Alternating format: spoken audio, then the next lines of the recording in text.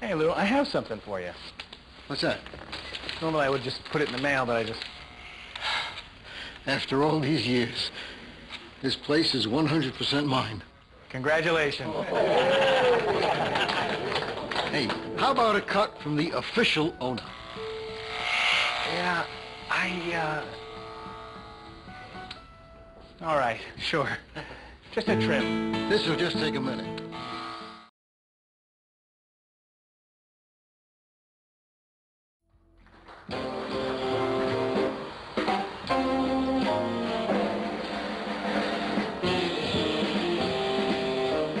On any given day or any given night, something magical may happen. It's imperfect, but it's perfect at the same time. When it comes to live jazz in Cleveland, you go to Nighttown. There were 17 operating jazz clubs in Cleveland in 1965. 17. Today there's only one.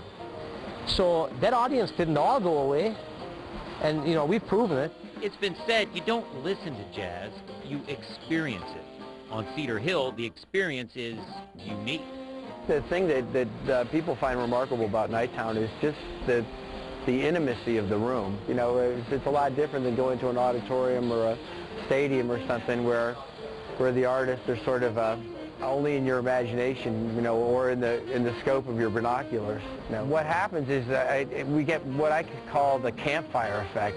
You have that closeness and intimacy, and people, it becomes an experience that everybody's having all together at once. We are first a restaurant and second a jazz club. I've always tried to make that clear because we serve, you know, upwards of 3,000 people a week their meals aside from jazz.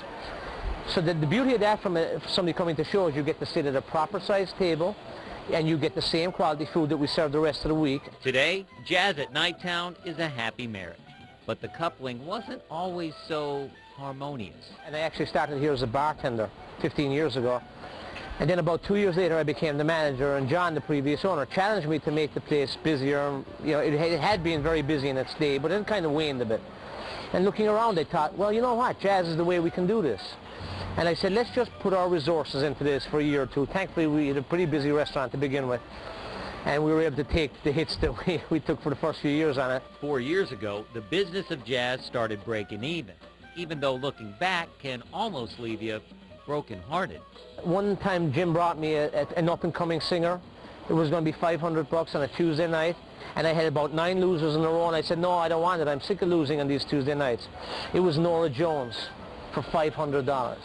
So, yeah, there were times, and I'll never forget that one. But much of the talent that's landed on Cedar Hill has turned ordinary evenings into memorable nights.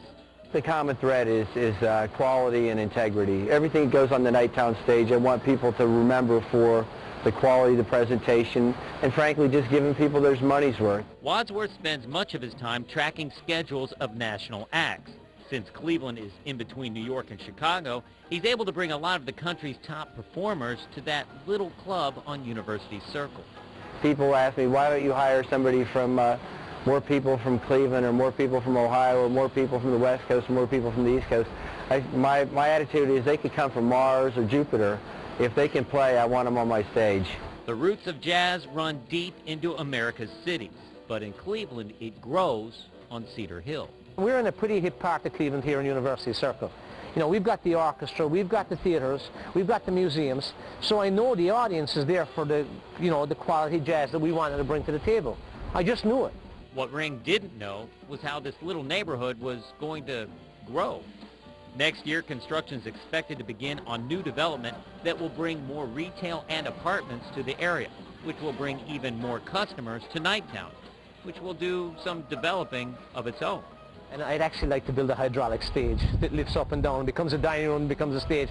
But they're pipe trains, but maybe not, because we do own the bakery and the beauty salon next door as well, and we will be selling them as part of the new development that's coming in. So maybe we'll get a few bucks there to do the improvements in the jazz room. I like the hydraulic stage thing. I really like it. I dream about it.